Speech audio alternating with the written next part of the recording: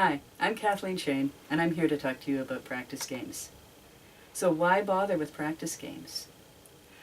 Our goal is to have students who are intrinsically motivated to practice because they understand how the process of repetition and assessment will result in greater ease of playing, more expressive possibilities, and therefore more enjoyment from their playing. But the truth is, our young students have had very few opportunities yet in their brief lives to go through this process. So they haven't experienced the rewards often enough to develop this intrinsic motivation yet.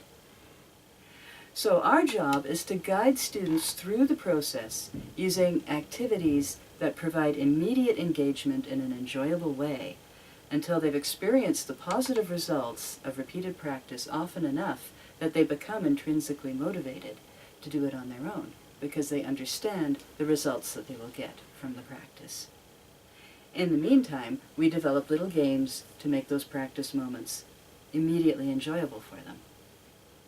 So I'm going to give you some ideas behind practice game construction.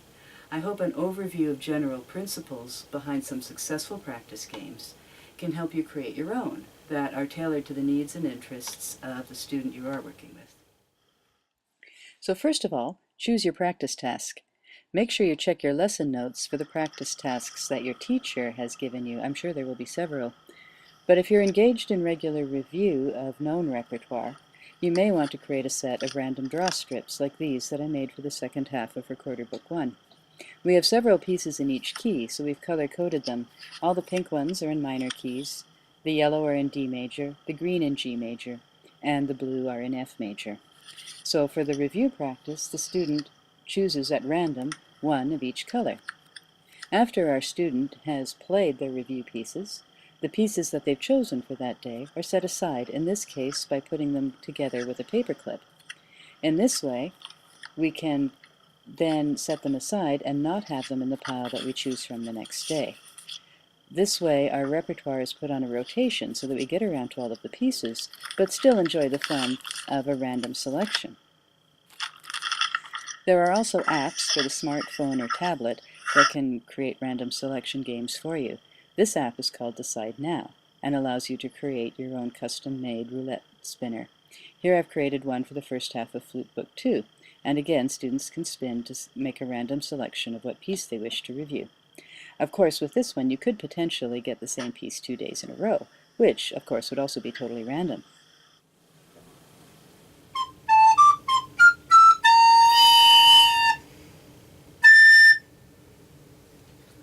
What? There we go. Okay. So This student is demonstrating another way of choosing a practice point, what I call the hesitation, exclamation, or correction rule. If you do any of those things, hesitate, exclaim, or correct yourself, that is a spot that you need to create a repetition game for. Once you have your practice task, then you need to decide how many times to do it. This can also be a random selection if you want to use things like dice. Dice with different numbers and sides are readily available at different game shops. This particular 10-sided dice I put stickers on so that the 0 would now come up as a 10. When I offer this basket of dice to younger students and ask them which one they'd like to toss, which one they choose often lets me know what kind of a day they're having. If they're not having a great day, they'll often choose one with smaller numbers. If they're feeling adventurous and ready to try things, they'll often go for the 20-sided dice. And speaking of dice, there's also magic tricks.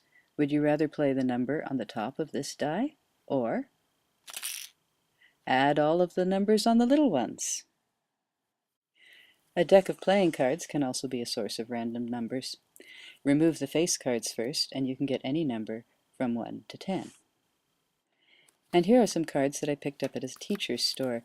They're for pocket calendars, so they have numbers for the days of the month from 1 to 31. Once you have your number, then you need some kind of way of keeping track of all the different repetitions.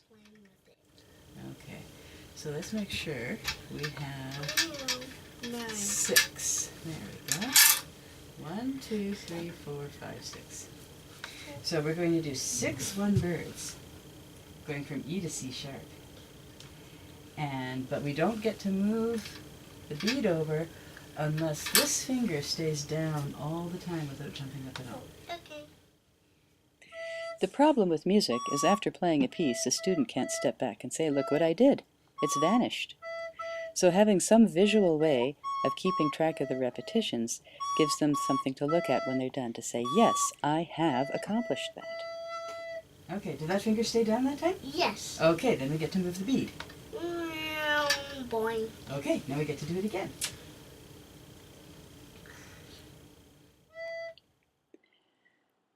And once you've done your practice point, then you need to put it back into context of the whole piece. And where's that box of Smarties? So what's going to be the color this time?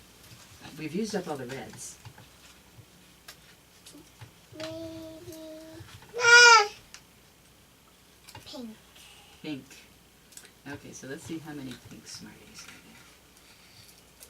there. 3. Oh. Ooh. Okay. 1, 2, 3 pink Smarties. We'll put the rest of them back in the box. And now we get to play the sandwich game. And every time we play the sandwich game, we get to put one more Smartie over into the pile that you get to eat at the end of your lesson. Okay.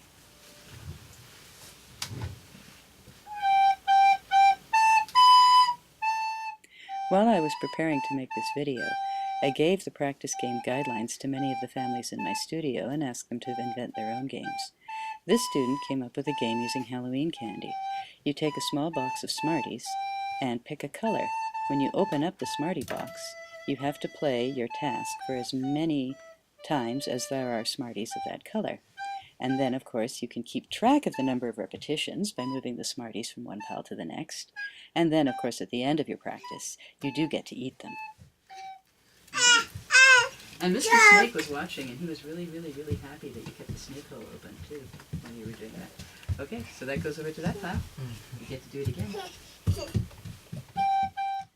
Teaching students to assess the quality of their own efforts is probably the most important thing we can do for their eventual development of independent practice.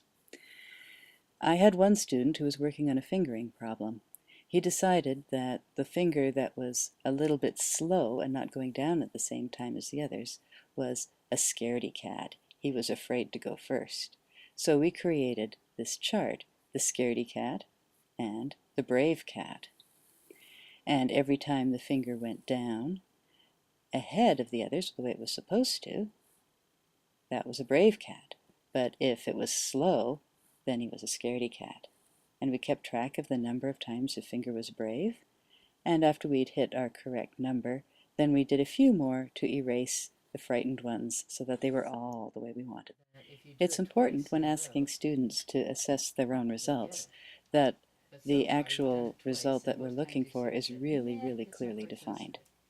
It may not be really clear in this particular clip, but before we started this activity, this particular student had played me several notes, and we had defined which notes had the sound that she was looking for, and that's what we're referring to when we say, is that up to your standard or not? So you can go a little slower. Make sure you give that air a good push all the way down to the end of the flute. How was that? Better. Okay.